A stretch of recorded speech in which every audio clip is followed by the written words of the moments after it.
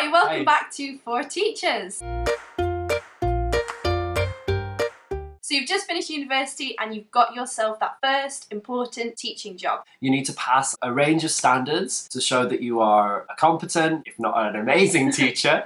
And you also need to make sure that you pass your lesson observations. Katie, let's talk about expectations. What kind of expectations do you think there are on you when you start your NQT year? You do feel like you don't have a clue what you're doing. Everything that you learn at university takes a bit of a backseat. You're actually applying it for the first time properly with a class of your own. I would say a lot of freedom in some ways. I think that for me is the biggest positive. So after 2 placements where you half have a class, but if anything does crop up in the day, it's not really yours to take Someone on board. else is kind of in charge of that class. Although you might be planning your own lessons, a lot of the creativity and a lot of the things that I like about teaching, you can't really apply them and change too much. You've got to stick to the structure. So for me, having your first class was really exciting. Yeah, finding your flow with the class and choosing behaviour systems that you think will work, as long as this is okay with the school and it coincides with what they have set in place as a school. But you can start to bring in like reward systems that you enjoy, plan lessons that you wanted to teach for quite a long time. I think that can be one of those areas where the NQTs start to worry. You feel that you've got to do everything in the first week. Think about it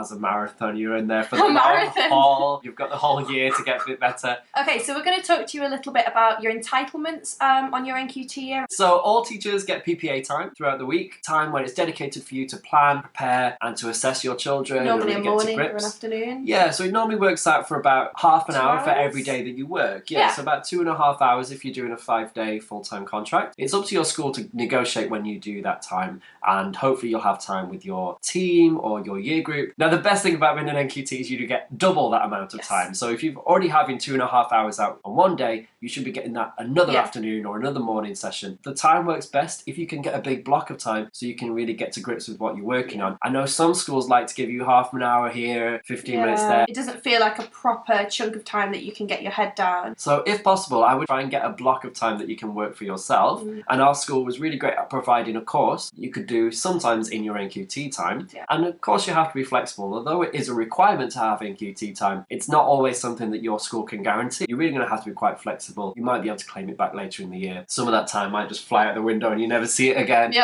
The school is allowed to use that time to develop you professionally. So they can use that time to make you observe other teachers and their lessons. They can send you on courses. I would say be really proactive. You go to your head and say, actually, I've seen this course on how to use social media in the classroom. If you push that idea, it shows that you're committed to the teaching, that you've got an idea of interest where you'd like to specialise. Whether you do that as a whole block one day and then therefore don't get NQT time for the rest of half term. Remember, it's only an NQT year. You're not going to get it in year 2. Make the most of it. Definitely go for it while you can. Now we're going to talk about who you can go to for support on your NQT year. It's important to know your entitlements. You are allowed to sign up for a union. That's a group of people who will come in and support you if anything becomes a problem, anything that you think has been unfair for you, or something that you should have been entitled to that you missed out on. It will cover you back and protect you a little bit. I think they're free to join for NQTs. Yeah, or like £1, really cheap for a whole year. And particularly when you are an NQT, you're not always sure, is this allowed? Should I be doing this? And it's someone who's really great to check in on. Try and find someone within your school. Hopefully you'll have a mentor, a leader who's next step up. Like a point of call. Yeah, your point of contact. Listen to their experience, and if there's someone in your school who's an RQT, so they've recently qualified, they'll know exactly what's going on for you, and hopefully they'll be able to show you their files, past lesson observation results, and just explain to you how the process works. There was a huge group of NQTs in our school. It was really helpful. We used to have little marking groups, make sure you get all your reports done together. Any returning teachers that has done this in the past, please share your NQT experience down below. Let's start a conversation going and find out if yours was a really positive year for you. If you struggled, we want to hear that too. We are For Teachers. Thank you very much for watching our video, and we'll see you on the next one.